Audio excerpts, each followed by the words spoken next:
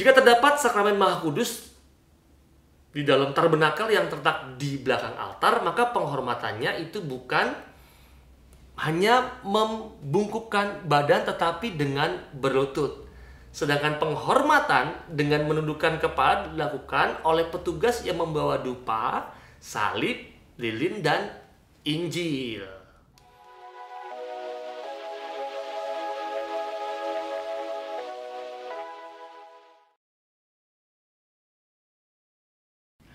Halo, saya Romo Gandhi. Kita ketemu lagi dalam Cerita Mogan. Cerita Mogan kali ini pembahasannya lebih menarik lagi. Masih sekitar liturgi. Dan dalam buku ini saya membahasnya. Buku ini tetap menjadi pembahasan yang menarik. Maka kalau Anda mau mempelajari dan masuk dalam pemahaman yang lebih baik dalam unsur-unsur liturgi Ekaristi, Anda wajib membeli buku Serba Tiga dalam Liturgi karangan Romo Riston Situmorang, OSC. Pembahasan kali ini kita akan membahas tentang bagaimana cara penghormatan altar. Atau ada berapa cara kita, imam, itu menghormati altar. Sebelum masuk dalam pembahasan cara penghormatan altar, kita harus memahami dulu apa itu yang namanya altar. Jangan-jangan Anda tidak mengerti dan memahami apa itu altar. Altar itu yang pertama adalah simbol Kristus. Maka Santo Ambrosius mengatakan, sebab apakah yang ada pada altar kalau bukan kehadiran tubuh Kristus sendiri. Itu yang pertama. Yang kedua adalah altar itu tanda suci, di mana tempat perayaan sakramental yang menghadirkan kurban salib. Tanda suci. Yang ketiga itu adalah meja Tuhan, pusat tindakan syukur yang memuncak pada perayaan Ekaristi atau misa yang secara khusus ada pada bagian liturgi Ekaristi. Jadi altar itu adalah simbol Kristus, tanda suci, dan juga meja Tuhan.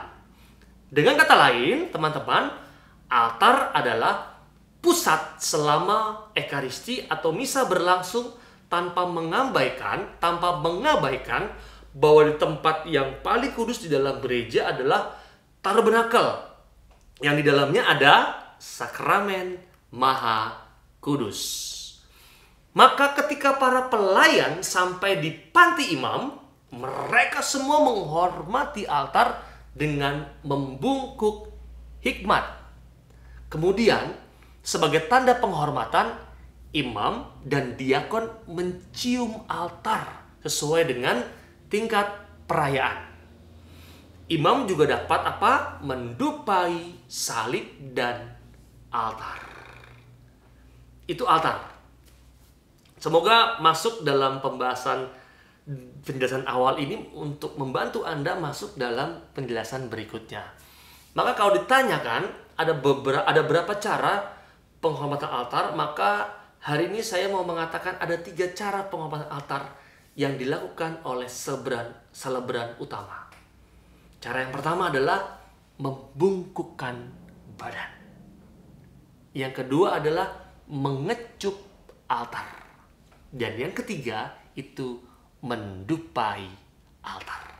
Dan ketiga penghormatan ini hendaknya dilakukan secara berurutan dan tidak mengganti atau bahkan mengubah urutan, karena urutan-urutan tersebut memiliki simbolis dari urutan-urutan yang ada. Maka tidak boleh sembarangan mengubah urut ini.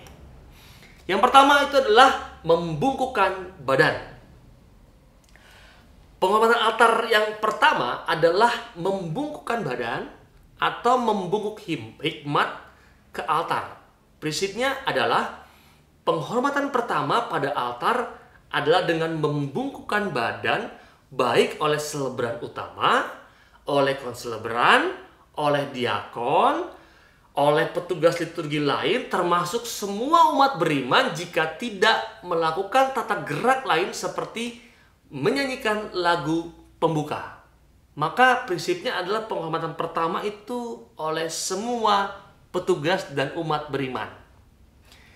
Jika terdapat sakramen Maha Kudus di dalam tabernakel yang terletak di belakang altar, penghormatan dilakukan dengan berlutut. Penghormatan dilakukan dengan berlutut. Sedangkan penghormatan dengan menundukkan kepala dilakukan oleh petugas yang membawa dupa, salib, lilin, dan Injil. Saya ulangi lagi. Jika terdapat sakramen Maha Kudus di dalam tabernakel yang terletak di belakang altar, maka penghormatannya itu bukan hanya membungkukkan badan tetapi dengan berlutut. Sedangkan penghormatan dengan menundukkan kepala dilakukan oleh petugas yang membawa dupa, salib, lilin, dan Injil. Maka Paus Pius kelima mengatakan bahwa kalau kita melewati sakramen Maha Kudus, selayaknya kita menghormati Kristus dengan berlutut. Dan berlutut di hadapan sakramen Maha Kudus dimulai sekitar abad ke-13. Dan sampai sekarang masih diteruskan di biara-biara monastik dan secara umum dalam misa tridentin. Akan tetapi, akhir abad ke-19 dan ke-20, aturan umum mengatakan bahwa tabernakel hendaknya tidak ditempatkan lagi di dekat altar atau pada bagian panti imam. Kendati sejak abad ke-16, banyak gereja telah membangun altar besar yang menyatu dengan tabernakel sebagai tempat sakramen Maha Kudus. Ini situasinya. Dalam misa yang dipimpin oleh Bapak Uskup, sesampainya di depan altar, Uskup melepaskan semua tanda kemuliaan dan keagungannya seperti apa? Mitra, tongkat untuk menghormati altar dengan membungkuk hikmat. Setelah itu Uskup naik ke panti imam dan apa? Mengecup dan mencium altar. Itu yang pertama. Yang kedua itu adalah mengecup atau mencium altar. Penghormatan yang kedua ini ialah mengecup altar bagian tengah yang dilakukan oleh imam, dan dalam perayaan besar imam khotbah lebih dahulu. Kemudian imam seleberan utama dan diakon setelah meletakkan Injil di atas altar. Saya ulangi. Penghormatan yang kedua, mengecup altar bagian tengah, dilakukan oleh imam. Dan dalam perayaan besar, imam khotbah lebih dahulu sebelum imam seleberan utama. Dan diakon setelah meletakkan evangelium di atas altar. Dahulu kala, relikwi martir yang ada di altar juga dikecup. Namun sekarang tidak dilakukan lagi karena altar dimengerti sebagai simbol Kristus dan mengandung nilai keagungan dan martabat altar Kristus. Itu cara yang kedua. Sedangkan cara yang ketiga itu adalah dengan mendupai altar. Penghormatan altar yang terakhir adalah mendupai altar yang dilakukan oleh seleberan utama. Imam mengelilingi altar dan mendupainya. Jika di altar terdapat salib pancang, salib itu didupai terlebih dahulu baru kemudian altarnya. Kalau ada salib pancang terlebih dahulu baru kemudian altarnya. Pendupaan itu tidak wajib. Berbeda dengan masa sebelum misa Vatikan kedua, di mana pendupaan adalah ritual wajib dilakukan dalam misa agung. Namun demikian, meski demikian, pendupaan tetap diharapkan dilakukan dalam misa agung. Karena apa? Karena dimaksudkan untuk menambah hikmat dan kemeriahan Ekaristi tersebut. Berdasarkan misa, menurut Ordo Kuria Romawi, Honorius ketiga, uskup mendupai altar dimulai dari panti imam bagian atas menuju bagian depan altar. Pendupaan tidak dimulai dari depan altar bagian bawah, melainkan dilakukan terlebih dahulu di bagian panti imam persis setelah mencium altar. Dan 4 fungsi dupa dilakukan dalam perayaan Ekaristi. Apa itu? Yang pertama, fungsinya adalah aromanya yang sangat asli dan alami, aromatis yang menyebar dan menciptakan suasana khusus di mana bisa menghantar kita kepada yang ilahi. Bandingkan dalam 2 Korintus 2, 14 sampai dengan 15. Yang kedua, fungsi dupa yang digunakan dalam perayaan Ekaristi adalah asap yang membumbung ke atas, diibaratkan apa? Sebagai doa yang naik menuju Allah. Dalam Mazmur 14 ayat 2 dan Kisah Para Rasul 5, 8 dan Kisah Para Rasul 8 ayat 3. Yang ketiga, fungsinya aroma yang menyenangkan merupakan suatu bentuk penghormatan kepada pribadi tertentu. Misal yang bisa digunakan dalam lingkungan Bizantin pada zaman dahulu. Yang keempat, dupa seperti banyak disebutkan dalam kitab suci sebagai bentuk persembahan. Maka kalau Anda melihat dalam Keluaran 30 ayat 7, itu disebutkan di situ. Dan yang kelima, yang terakhir adalah dupa untuk penyembuhan, yaitu mengusir roh-roh jahat.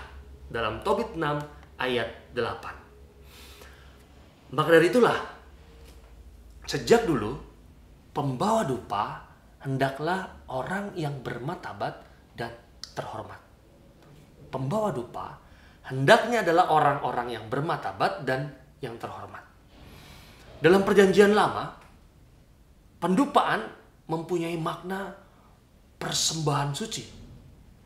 Dalam Perjanjian Lama, pendupaan merupakan makna persembahan yang suci. Mendupai baik benda suci maupun orang dapat juga dilakukan dengan 2 cara. Yang pertama dengan membakar dupa dan diletakkan di dalam turibulum, dibawa dan diarahkan pada orang yang dihormati dengan cara mengayunkannya. Yang kedua, dimasukkan ke dalam turibulum atau juga bisa bokor pendupaan yang diletakkan di tempat atau di depan benda atau orang yang dihormati. Maka asap yang membumbung keluar dari turibulum atau bokor tersebut. Asap akan membumbung keluar dari turibulum dan bokor tersebut. Teman-teman, demikianlah sekilas tentang 3 cara menghormati altar. Ada 3 cara kita menghormati altar.